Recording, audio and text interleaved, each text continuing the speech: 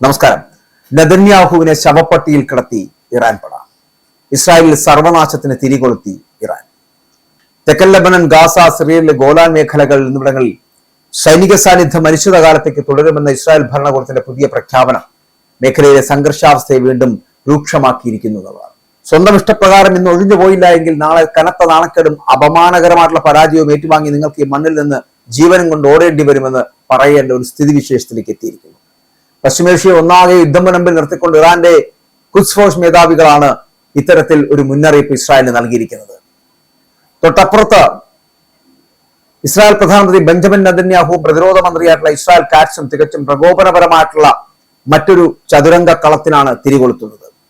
American president Donald ട്രംപിന്റെ ഭരണകൂടം ഔദ്യോഗികമായിട്ട് ആവശ്യപ്പെട്ടാൽ പോലും തെക്കൻ ലെബനന്റെയും സിറിയയുടെയും മണ്ണിൽ നിന്ന് തങ്ങളുടെ അധിനിവേശ സൈന്യത്തെ ഒരു ഇഞ്ച് പോലും പിൻവലിക്കില്ല എന്നവർ പരസ്യമായിട്ട് പ്രഖ്യാപിക്കുന്നു. രാജ്യാന്തര കരാറുകളെയും വെടിനിർത്തൽ ധാരണകളെയും പൂർണ്ണമായിട്ട് വെല്ലുവിളിച്ചുകൊണ്ട് ആവശ്യമെന്ന് കരുതിടത്തോളം കാലം അറബ് ഭൂമികളിൽ സൈനിക സാന്നിധ്യം നിലനിർത്തുമെന്ന് നെതന്യാഹുവിന്റെ കടുംപിടുത്തം. എന്നാൽ ഇസ്രായേൽ ഒന്ന് ചിന്തിച്ചാൽ നന്ന്. തങ്ങൾ അടിച്ചമർത്താൻ നോക്കുന്ന ലെബനൻ ഒറ്റയ്ക്കല്ല.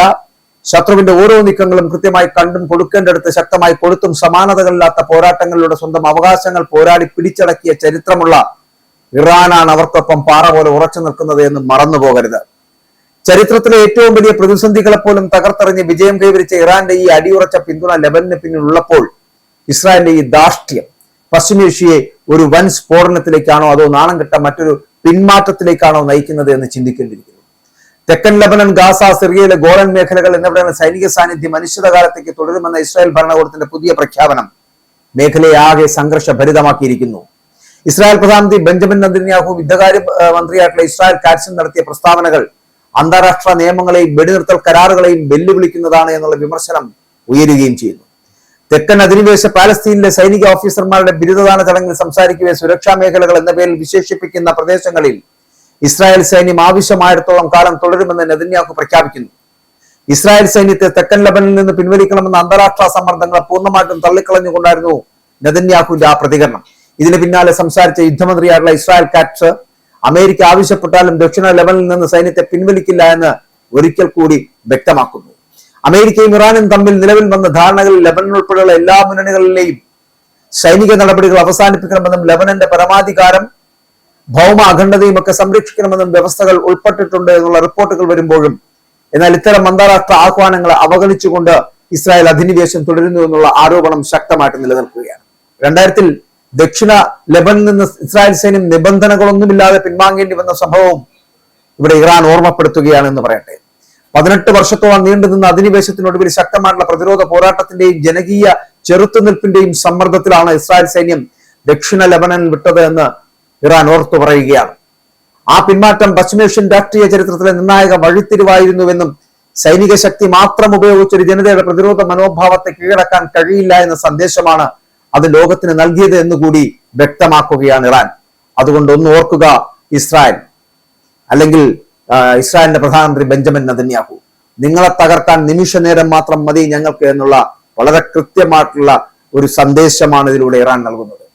ഹിസ്ബുള്ളയുടെ മുൻ secretary general Sayyid Hassan Nasrallah 2000 വിമോചനത്തിന് ശേഷം ബിൻ ജബീലിൽ നടത്തിയ ചരിത്ര പ്രസിദ്ധമായിട്ടുള്ള പ്രസംഗം അതിവിടെ ഓർമ്മപ്പെടുത്തുകയാണ് ഇറാൻ. ലെബനൻ മണ്ണ് അധിനിവേശ ശക്തികൾക്ക് ഒരിക്കലും സുരക്ഷിതമായ അഭയകേന്ദ്രമാകില്ല എന്നും ചെറുത്തുനിൽപ്പിന്റെ ആത്മാവ് ഇന്നും അതേ ശക്തിയോടെ നിലനിൽക്കുന്നുണ്ട് എന്നും അന്നവർ പറഞ്ഞു. ഇസ്രായേൽ നിലവിലെ നയം തിരുത്താൻ തയ്യാറായില്ല എങ്കിൽ 2.5 പതിറ്റാണ്ട് മുമ്പ് സംഭവിച്ച ചരിത്രം വീണ്ടും ആവർത്തിക്കപ്പെടുവാനുള്ള സാധ്യത തള്ളിക്കളയാനാവില്ല എന്ന ശക്തമായ സൂചന കൂടി നൽകുന്നുണ്ട് ഇറാൻ അധികൃതർ.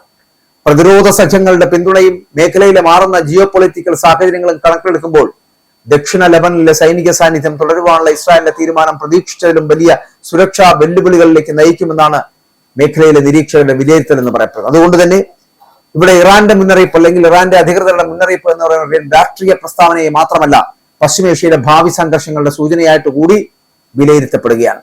വെടിനിർത്തൽ കരാറുകൾ നിലവിലുണ്ടായിരുന്നിട്ടും തെക്കൻ ലെബനിലെ അതിർത്തി ഗ്രാമങ്ങളിലും ബെയ്റൂട്ടിന്റെ തെക്കൻ പ്രാന്തപ്രദേശങ്ങളിലും ഇസ്രായേൽ ആക്രമണം തുടരുകയാണ് എന്നുള്ള റിപ്പോർട്ടുകൾ സൂചനകൾ നൽകുകയാണ്. നിരവധി സാധാരണക്കാർ കൊല്ലപ്പെടുകയും വൻ നാശനഷ്ടങ്ങൾ ഉണ്ടാവുകയും ചെയ്തതായിട്ട് ലെബനൻ അധികൃതർ പറയുമ്പോഴും മാർച്ച് മാസം മുതൽ ആയിരക്കണക്കിന് ആളുകൾ കൊല്ലപ്പെട്ടതായിട്ട് നിരവധി കുടുംബങ്ങൾ ഭവനരഹിതരായിട്ട് ഉള്ള റിപ്പോർട്ടുകളടക്കം പുറത്തു വന്നു കഴിഞ്ഞു. ഇസ്രായേലിന്റെ സൈനിക സാന്നിധ്യം തുടരുന്നത് മേഖലയിലെ സമാധാന ശ്രമങ്ങൾക്ക് കനത്ത തിരിച്ചടിയാകുമെന്ന ആശങ്ക അത് അന്താരാഷ്ട്ര തലത്തിൽ ഇപ്പോൾ ശക്തമായിട്ട് വരികയാണ്.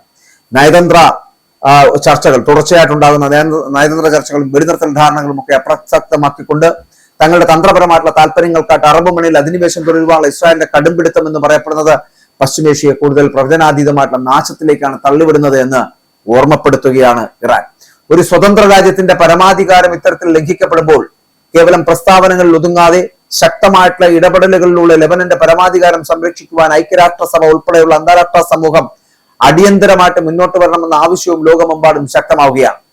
വിദേശ സൈന്യത്തിന്റെ അധിനിവേശത്തോട് ലെബനിലെ പ്രാദേശിക ജനതയോ പ്രതിരോധ ഗ്രൂപ്പുകളോ ഒരിക്കലും ഒത്തുതീർപ്പിന് തയ്യാറാകില്ല എന്നും മണ്ണിൽ നിന്നുള്ള അവസാനത്തെ ശത്രു സൈന്യത്തെയും പുറത്താക്കും വരെ അവരുടെ ചെറുത്തുനിൽപ്പ് കൂടുതൽ ശക്തമായിട്ട് തുടരുമെന്നാണ് പശ്ചിമേഷ്യൻ രാഷ്ട്രീയ നിരീക്ഷകരടക്കം വിലയിരുത്തുന്നത്. ചരിത്രത്തിൽ തന്നെ ഏറ്റവും നിർണായകമായിട്ടുള്ള ഒരു വഴിത്തിരിവിലൂടെയാണ് പശ്ചിമേഷ്യ ഇപ്പോൾ കടന്നു പോകുന്നത്.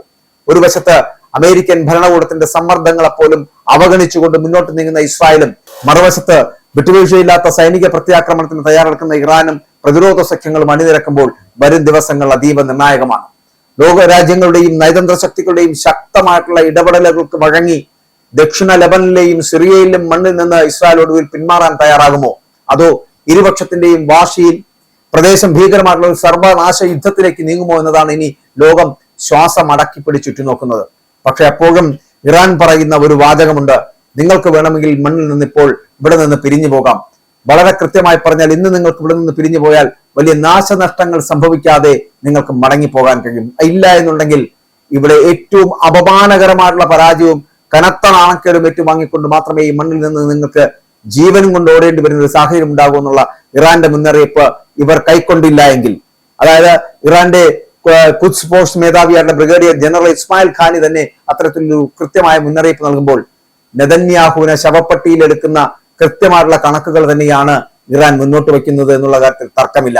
കാരണം ഏത് വിധത്തിലും ഇസ്രായേൽ നടത്തുന്ന പ്രവർത്തനങ്ങൾക്ക് വളരെ കൃത്യമായിട്ടുള്ള ഒരു തിരിച്ചടി നൽകും ഇറാൻ എന്നുള്ള കാര്യത്തിൽ സംശയമില്ല. ഇനി ഇറാന്റെ മുന്നിലുള്ളത് നെതന്യാഹുവിനെ ശവപ്പെട്ടിയിൽ കിടത്തി മുന്നോട്ട് പോവുക എന്നത് മാത്രമാണ്. അത് താമസിയാതെ നടക്കാൻ പോകുന്നു. ഇത്തരത്തിലാണ് ഇസ്രായേലിന്റെയും നെതന്യാഹുവിന്റെയും പിടിവാശിയെങ്കിൽ ഇസ്രായേലിന്റെ സർവനാശത്തിന് തിരികൊളുത്തുകയാണ് ഇറാൻ എന്ന് പറയേണ്ടിയിരിക്കുന്നു. നെതന്യാഹുവിനെ ശവപ്പെട്ടിയിൽ കിടത്തി ഇറാൻ പട ആഘോഷമാക്കാൻ പോകുന്നു എന്നതിന്റെ സൂചനകളാണ് വരുന്നത്.